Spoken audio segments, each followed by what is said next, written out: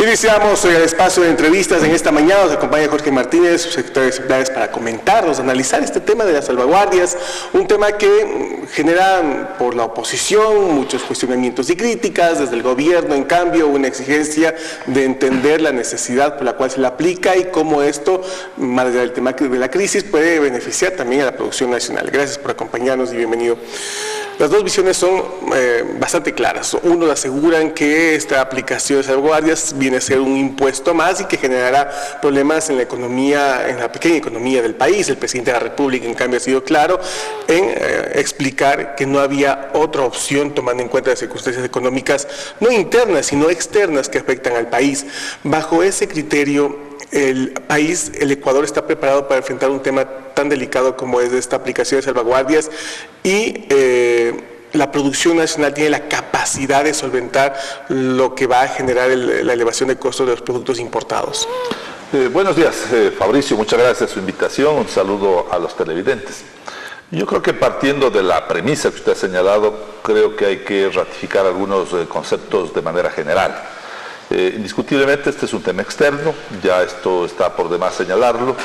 Hay una caída del precio del petróleo, hay una revalorización o apreciación del dólar por objeto de efectos de la crisis económica mundial. China deja de crecer al ritmo que estaba, India, y por tanto el dólar se aprecia, ese es el concepto. Yo estoy aquí porque el Plan Nacional del Buen Vivir, y esto es importante, en uno de sus objetivos señala que la balanza comercial y la balanza de pagos es también nuestra responsabilidad. ¿Qué es la balanza de pagos para que los ecuatorianos nos entiendan? Es un país sin moneda.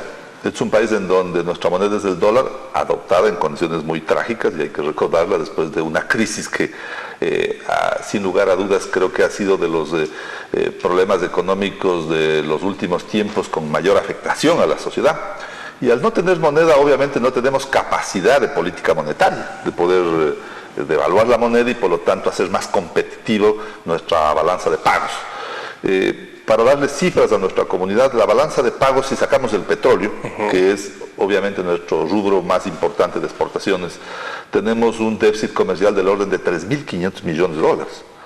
Entonces, controlar la balanza de pagos significa cómo lograr que ese ingreso y salida de dólares en la economía tenga obviamente un control adecuado, porque pudiéramos tener consecuencias gravísimas.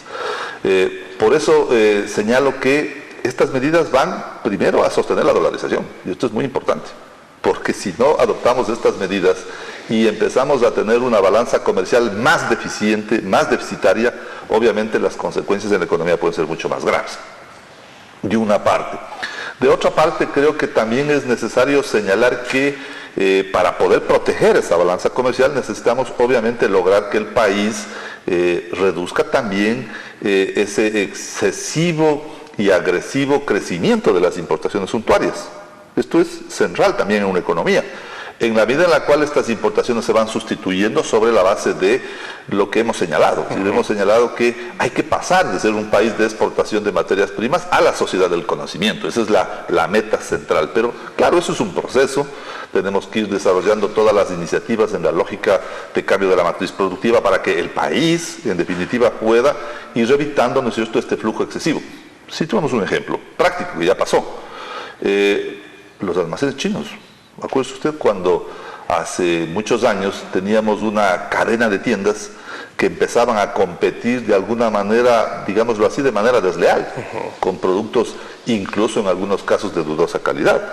Había gente que podía ir a comprar zapatos de $6, de $7, que claro, seguramente le duraban 45 días o 60 días.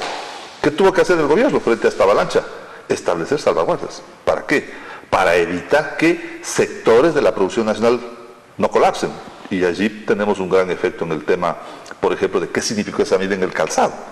El gran sector artesanal, pequeño industrial de la fabricación de calzado en zonas muy conocidas, Ambato y sus alrededores, han tenido un gran impulso económico. Entonces, yo creo que hay que comprender el concepto de las salvaguardas. Luego mirarlas también en términos de cifras. Recordemos que la economía tiene cerca de 22.000 bienes, es decir, los bienes que se usan en la economía, que son estos todos, los insumos, materias primas, temas importados, artículos que usamos. 7% se afectan. Es decir, al 7% de los bienes de la economía se establecen salvaguardas. Y luego, estos son cerca del 32%, digamos, de los bienes importados, de la gran universo de bienes importados. Pero además, estos tienen una tasa gradual que va obviamente desde el 5% hasta el 45%, dependiendo también, ¿verdad?, de cuál es el efecto en la economía. Es decir, yo diría que aquí hay casi una operación quirúrgica de ir determinando, ¿verdad?, qué bien entra en la industria y finalmente cómo le va a afectar o no.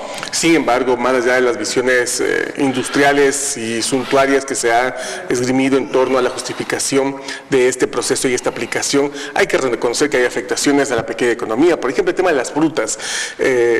Se aplica también salvaguardias del tema de la importación de frutas y resulta que se argumenta la posibilidad de mejorar el tema de la producción nacional.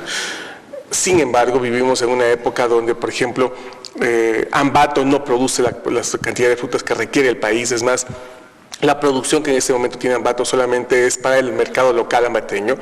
En la región norte, por ejemplo, no hay producción. Pimampira ha perdido producción de naranja y mandarina que de alguna manera podría solventar, y no existen productos nacionales para solventar los mercados. Y esto sí está generando un efecto negativo a la pequeña economía. Yo creo que sería irracional negar que estamos como en toda sociedad en la cual la economía mejora, porque hay que reconocer también esto. El país ha tenido indicadores importantes en la economía. ¿Y cuál es el resultado final de eso? Es que la gente tiene mayor capacidad de consumo. Cuando uno saca a miles de personas de la pobreza en indicadores que están probados en el país, recordemos que somos de los países con mayor reducción de pobreza, con mayor acortamiento de brechas en América Latina, obviamente la gente hace que la clase media crezca, que los sectores pobres, como decía, de la extrema pobreza salgan. ¿Qué hace la gente? Consume. Y esto es lo lógico. Es decir, en este momento la ciudadanía está en capacidad de asumir estas elevaciones, estos costos. Tenemos condiciones mejores de consumo, es lo que estoy tratando de decir. Y por tanto, obviamente, decía que sería innegable pensar que cuando tenemos capacidad de consumo tenemos una oferta, y esta ha sido obviamente una oferta de productos importados. Esto es innegable. Pero precisamente para eso, yo creo que las salvaguardias pueden convertirse en una oportunidad para la sociedad ecuatoriana. Y de hecho debemos apuntar a que esas sean, digamos, las oportunidades que necesitamos también para que, lo que usted ha dicho, para que nuestra producción mejore, para que la competitividad mejore, para que la calidad sistémica de los productos tengan esa lógica de poder, obviamente, reemplazar un producto que no es que no va a haber. Porque también parecería ser que a veces le ponemos también en ese plano o la sociedad se alerta en ese sentido. Es decir, una vez que se han impuesto salvaguardias, vamos a dejar de tener productos. Esto no es así. Lo que pasa es que, claro, obviamente estos productos van a tener un arancel que los van a encarecer.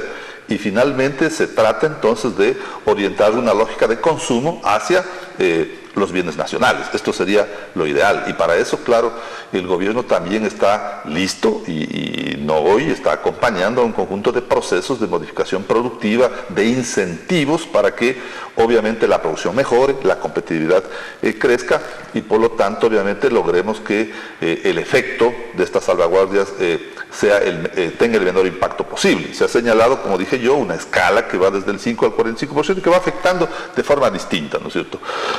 Hay que reconocer también que en el país hay procesos de producción de bienes muy importantes. Por ejemplo, situemos una empresa, FB, una empresa de sanitarios que exporta a América Latina con calidades excelentes.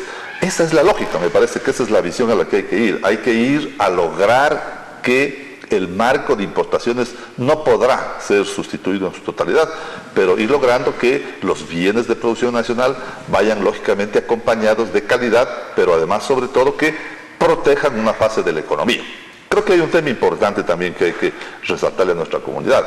El señor presidente ha anunciado que trimestralmente se revisarán estos bienes. Es decir, porque obviamente por más operación quirúrgica que se haya realizado en el tema de la selección de los ítems, no es menos cierto que habrán efectos que se irán determinando. Hay subpartidas que afectan, por ejemplo, el tema de la materia prima. Por eso decíamos, es decir, 5% de la materia prima, sin lugar a dudas, 5% es un componente que en algún caso de un bien industrial terminará generando un efecto. Pero esa es la lógica es ponerle salvaguardas más altas a los bienes suntuarios. podremos con seguridad, o se encarecerá un electrodoméstico, esto es de alta tecnología, una refrigeradora, una lavadora Samsung, LG, no para mencionar marcas, pero claro, tendremos que recurrir a la industria nacional. Esto no significa que no hay Indurama, que no hay ECASA y que no hay Durex, que producen obviamente bienes que pueden, en este lapso de tiempo que requerimos, ¿verdad?, el esfuerzo fiscal de todos, poder ajustarnos a la necesidad de enfrentar esta crisis que, como hemos señalado, es una crisis externa. Finalmente, sin embargo, más allá de la visión y de las justificaciones técnicas de este proceso, hay que reconocer que es inevitable dos graves problemas que se generan dentro de esta situación, que es el uno, el contrabando, y el otro, la especulación. Y ahí también se generan dudas porque es evidente que una de las mayores dificultades del gobierno en los últimos años ha sido precisamente prevenir lo primero, el contrabando. La especulación, bueno, se viene a través de la decisión de estas medidas, pero son problemas que no ha podido controlar y que se van a incrementar. Eso va a afectar a la economía también. No, yo creo que por eso me parece que es importante desarrollar un debate de contenido, un debate de altura sobre esto, ¿no? A mí, claro, me parece, como decíamos hace pocos días, extrañísimo que los trabajadores marchan contra las salvaguardias. Esto tiene un contrasentido, pues, es decir, si los trabajadores han luchado históricamente porque los tratados de libre comercio no se apliquen en América y en esta región del mundo, es irracional pensar en no salvaguardias. Pensemos el efecto que significó el TLC en México. Hoy las tortillas mexicanas se producen en California. Eso significó el TLC, precisamente una lógica de aperturismo. Entonces esto es un contrasentido. Igual cuando hablábamos del tema de la sustitución, obviamente, de los combustibles fósiles en el caso de la matriz energética sobre las cocinas de inducción. Esto es una irracionalidad. Pero yo creo que también tenemos que apropiarnos los ciudadanos, tenemos que apropiarnos de esta lógica de entender que hay que constituir comités, organizaciones que vigilen también la defensa de nuestros propios derechos, pues porque si nosotros no cuidamos los temas económicos y alguien se aprovecha de esto, porque hay que reconocer que hay una viveza criolla que finalmente, ¿no es cierto?, a la papa, a la quinoa, al tomate, que es un producto que no tiene absolutamente nada que ver con las salvaguardias, finalmente en los mercados empieza a haber una ola especulativa que, claro, genera y lógicamente hay que comprender una inconformidad de la ciudadanía. Hoy agradecemos al ingeniero Jorge Martínez, secretario de Exemplares, presente esta mañana, hablando sobre este tema tan importante como el tema de las salvaguardias. Nos vamos a una pausa, seguimos con más entrevistas.